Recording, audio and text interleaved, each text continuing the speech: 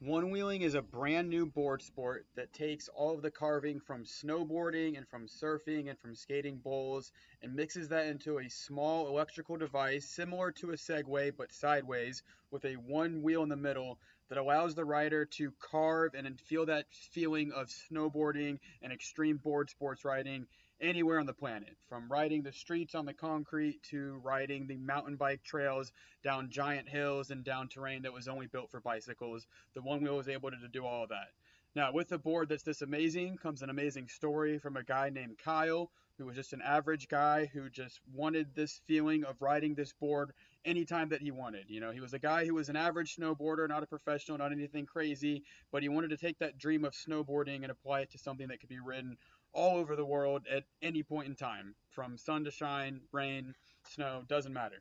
So he created a little startup company, and just like any little startup company, it became a little board that came out that got a following and grew and it would eventually become a giant thing that is now becoming pretty much the newest board sport since snowboarding to become the new extreme sport. It has its own league of races, it has its own professional team, it has its own riders. It's the newest big board sport thing that's out there.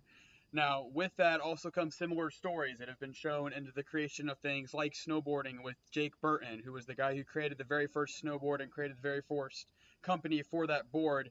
Even though he was the guy like Steve Jobs behind Apple who made this great thing, he would eventually become this guy who would also be almost hated by the fans of the board sport because of his decisions as a business maker, kind of trying to restrict the board sport to himself, make it more of a monopoly that only he could control. One Wheel in the story of Kyle has the same thing. An average guy who creates a brand new board sport, who then has to learn the consequences of taking that sport to a huge, huge thing with a huge following, and then what it means to not do what necessarily is best for that sport